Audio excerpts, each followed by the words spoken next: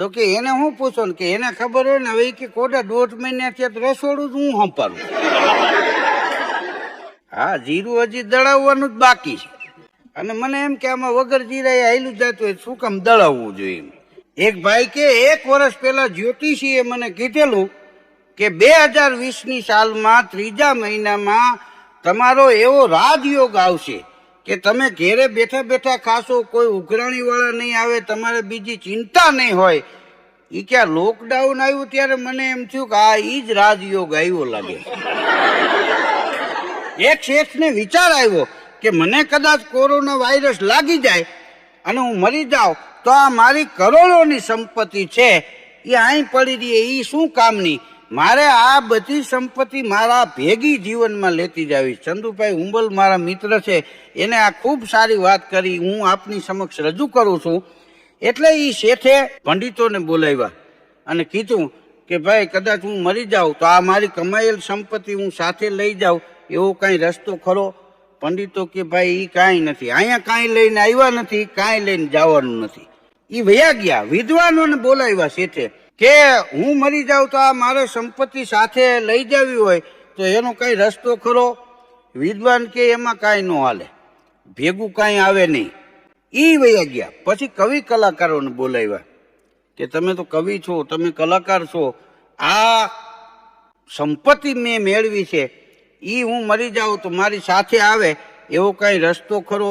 કવિ કલાકાર કે ઈ નો મેળ પડે. કે છે ત્યાં કાકો નહીં, માં મળે નહીં, માથા હગપણ નાઈ હાંતા, એ તો હરખા પરમાં હામળા, ત્યાં કાંઈ ભેગું ન આવે. શેઠ ઉદાસ થઈ ગયા. ડેલી પાસે ખાટલું નાખી અને બહાર બેઠેલા, એમાં ગામડાનો એક ધૂળ ધોયો માણસ નીકળ્યો કે રામ રામ શેઠ, રામ રામ.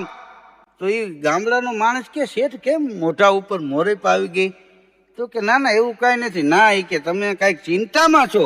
તો કે આ જુઓ ને કોરોનાની મહામારી હાલે છે. તો કે એમાં ચિંતા કરવાની હોય? હા, એ આપણું પૂરું થઈ જાય, એમ કાંઈ બીવાનું ન હોય.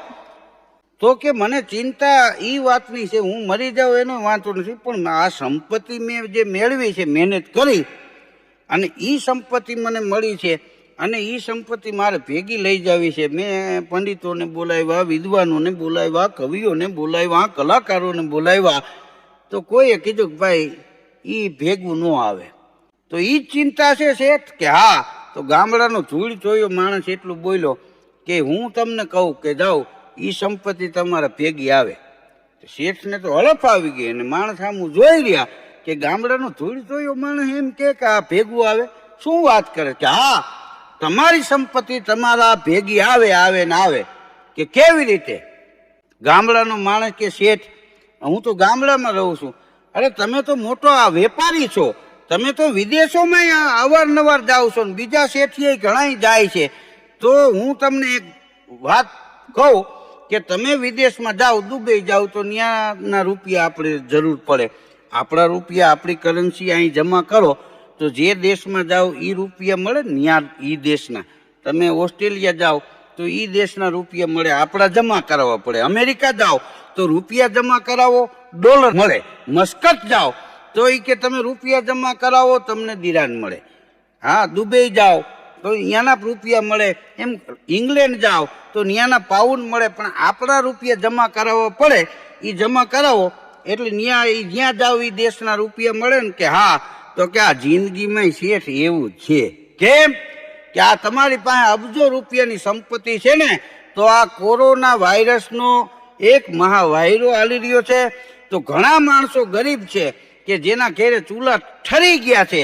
તો ગરીબ માણસના ઘર સુધી આ સંપત્તિ પુગાડી દો અને એના ઘેરે ચૂલા હળગે અને એના પેટમાં અનાજનો કોળિયો જાય અને તમે ગુજરી જાઓ ને તો તમારો જ્યાં જીવ જન્મ છે ને એ જગ્યાએ જે દેશમાં જ્યાં આવીશો ત્યાં આ કરન્સી ન્યાના રૂપમાં તમે જન્મશો ત્યાં તમારી સામે ઊભી હશે. આ બધું ભેગું લઈ જવાના રસ્તા છે. હા, ઘણા નથી કહેતા હું ભેગું બાંધી જાઉં. એક ભાઈ કે ભેગું બાંધી નથી જવું, કાંઈક અહીં વાહે મૂકી તો જવું ને. છોકરાઓ પાસે હું હાવ તળિયા જાતે કરીને જવું હોય, ભેગું ન આવે તો કાંઈ નહીં, પણ વાહે હોય એના સારું કાંઈક રાખવું એમ. તો આ લોકડાઉનમાં ઘેરે રહો, સુરક્ષિત રહો અને સાદા રહો, તાજા રહો. ધન્યવાદ.